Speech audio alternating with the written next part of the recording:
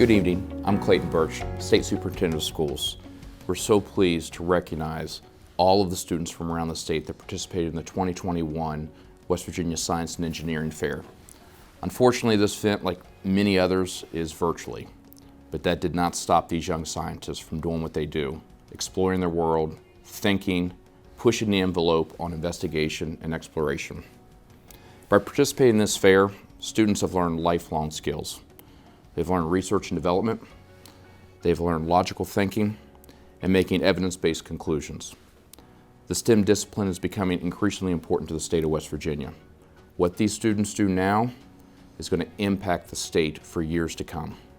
We need students like these in our classrooms, exploring, investigating, and asking real questions and exploring those answers. I also want to take the time to thank the families who are watching, community members, teachers, caring adults like you that help guide these children.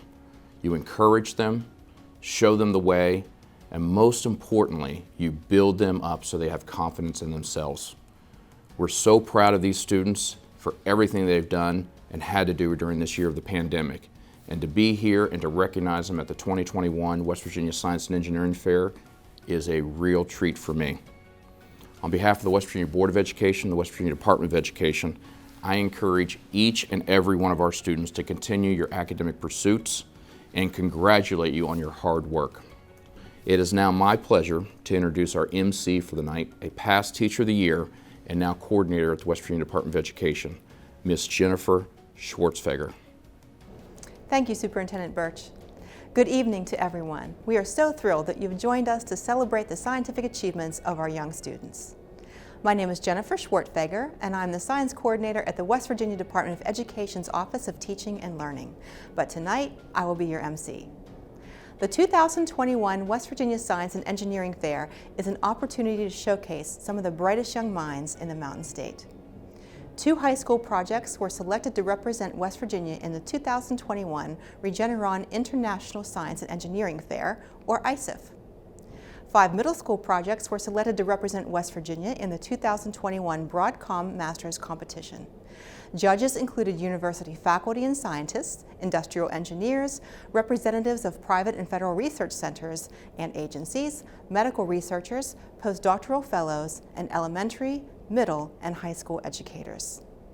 Together, they have determined the top experiments from the elementary school, middle school, and high school divisions of competition.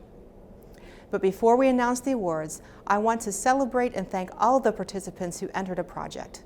Each of you explored a concept in science, technology, engineering, and math, and brought about a result through the practices of scientists and engineers. You have learned problem-solving and critical thinking skills that can be used throughout your lifetime. And now, the moment we have all been waiting for. I present the award-winning projects for the West Virginia Science and Engineering Fair. First, the elementary school division.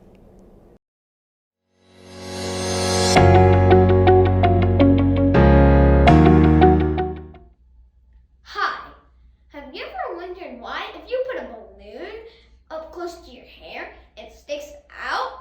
I always thought that was magic, but it's actually static electricity, which is why my project's name is Static or Magic. And the question is, can I create static electricity without a battery or power source? And everything has an equal number of positive and negative charges. So when I take this balloon here, it has an equal number of positive and negative charges. But when I rub it on my shirt, the negative charges from the shirt jump to the balloon. So when I put this paper out and I put the balloon over it, it sticks up to the balloon in order to balance it out.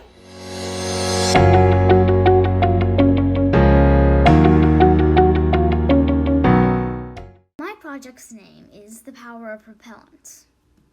My question is, which fuel is more powerful, solid or liquid fuel? Also, what are the advantages of both? Here I have A3 solid rocket fuel and starters, some metal tubing, and metal wires. With the help of my parents, I built the rocket. I set up my rocket test station safely in my front yard. With my parents' supervision, I used an electric starter to ignite the fuel were to measure the force of the propellant. My rocket was ignited. I used a super slow motion camera to make my observations and record my data.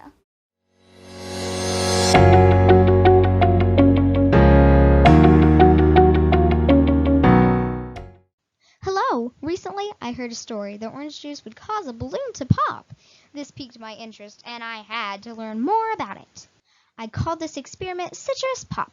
I did some research and learned orange juice alone would not pop a balloon. It turns out the juice from the peel would cause it to pop. I researched and found an orange peel contains a hydrocarbon compound called limonene. Limonene will dissolve the latex in latex balloons. I formed my investigative question. I wondered if other fruit peels could also pop a balloon. In my control group, the balloon popped as soon as a drop of liquid from the orange peel touched it. I jumped when it popped. I recorded my observations in my data table. In my experimental group, the lemon peel juice did not pop the green balloon, but it began to shrink. You can see my pictures how it got smaller. I recorded my observations in my data table. The lime peel had no effect on the balloon at all. I recorded my observations in my data table. My hypothesis was wrong. I knew the orange peel contained limonene, and it was a hydrocarbon compound. I concluded the latex must also be a hydrocarbon compound that is able to dissolve in limonene. Like dissolves like. The lemon and lime peels must not contain any hydrocarbon compounds, or they would have dissolved the way latex does.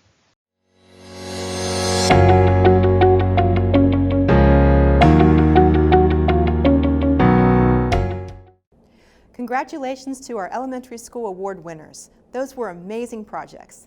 Now let's announce the winners from our middle school division.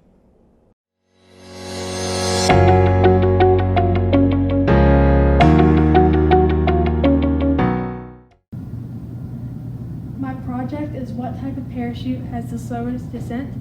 I chose to research this topic after I watched the SpaceX splashdown a few months ago, and I saw that they used round parachutes to bring the humans home. And I believe they chose this parachute because if the parachute is round, then it will have the slowest descent. This is my round parachute model, and these are some pictures of all my models together.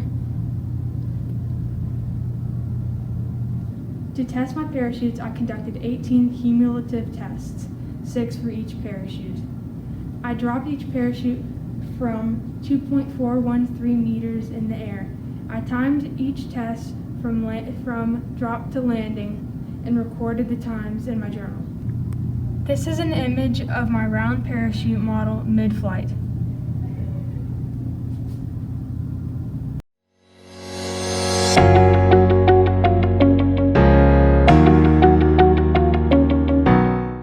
My title for my project is Grill to Thrill.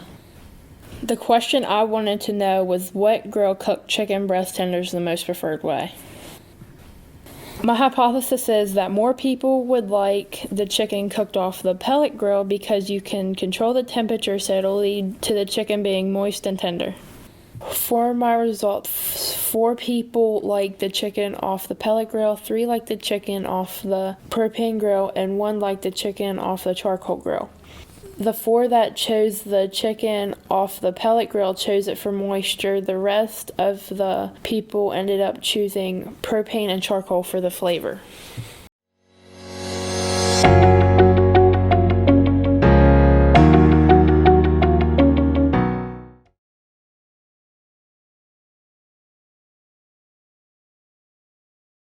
On a trip with my family to an environmental center, I learned that mealworms could digest styrofoam due to the microbes in their digestive system. Styrofoam and other polymers create a lot of issues for our environment. This made me start thinking about using this as a way to eliminate some of the plastics waste in our world. And if mealworms digest these items, what would be left?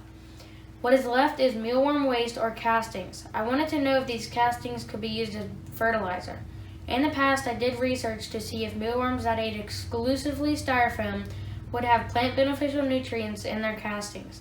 I wanted to take this further and test castings for mealworms that consume not just styrofoam, but other polymers that are commonly found littering our environment. When you feed mealworms styrofoam, plastic water bottles, and plastic bags, then the plant beneficial nutrients will be the same no matter what plastics they eat. I had a total of 8 containers of mealworms. The different food sources were cut into small pieces and added to the worms. After 2 days, the castings were disposed of so that their bodies had cleared out all the food. From that point on, all castings were sifted out and collected. They were then sent off for testing with the West Virginia Department of Agriculture lab.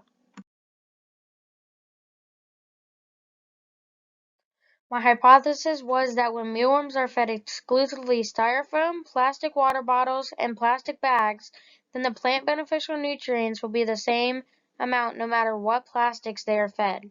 My data supports my hypothesis apart from the water bottles.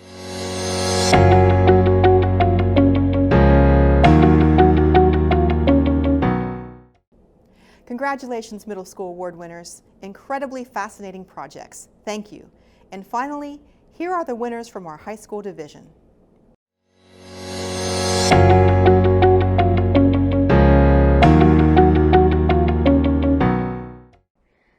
Hi, my name is Maddie Irwin, and today I'm going to show you my project on creating and solving a problem within the Ramsey theory.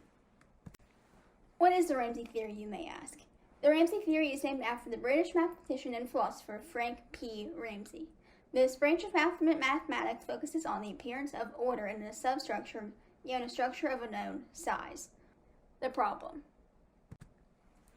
Connect each pair of geometric vertices of an nth dimensional hypercube to obtain a complete graph on two n vertices. Call each of these edges of this graph either red, blue, or green. 3 colors. What is the smallest value of n for which every such coloring contains at least one single colored complete subgraph on 4 coplanar vertices? These are the cubes I've used. You can see on the left, those are the single colored planes that I'm trying to find in every single combination in the hypercube. Then on the right, you can see why it is a hypercube, as you have those 6 lines in it. Then on the bottom right, you can see a 3-dimensional hypercube, the solution. As you can see here, we have a solution. The solution, it would be a power tower of 6.805 times 10 to the 36 threes.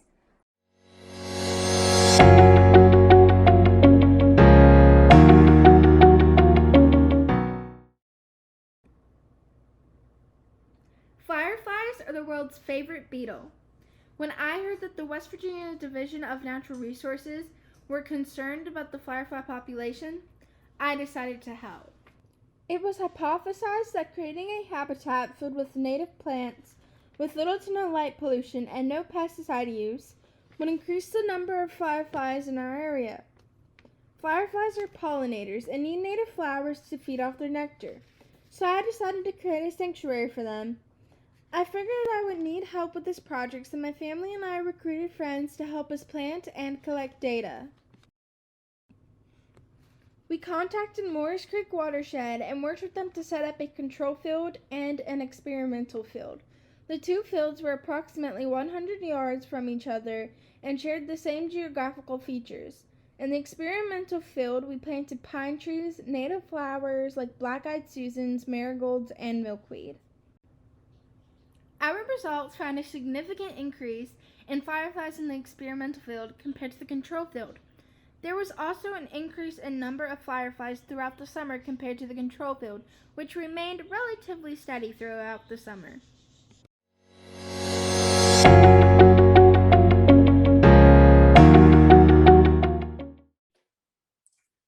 Hello everyone, my research project, Automated Recognition of Autism based on visual analysis with artificial intelligence techniques, is a novel method that can automatically recognize autism early on using specific characteristics extracted from photos.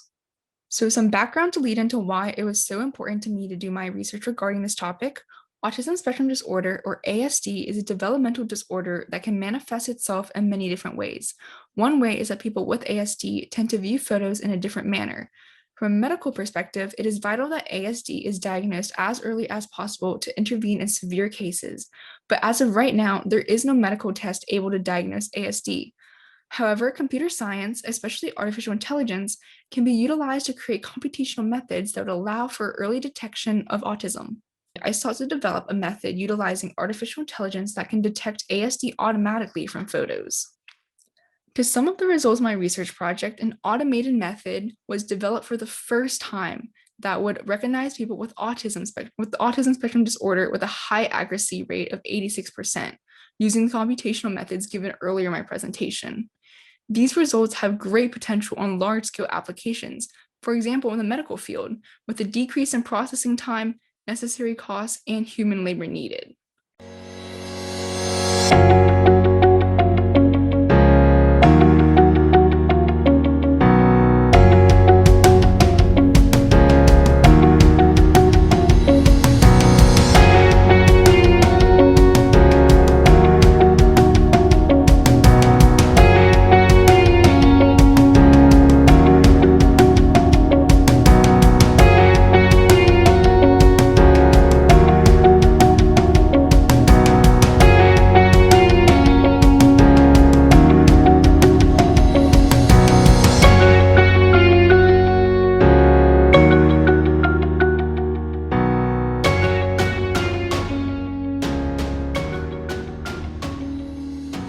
Congratulations again to all of our award winners, honorable mentions, and participants.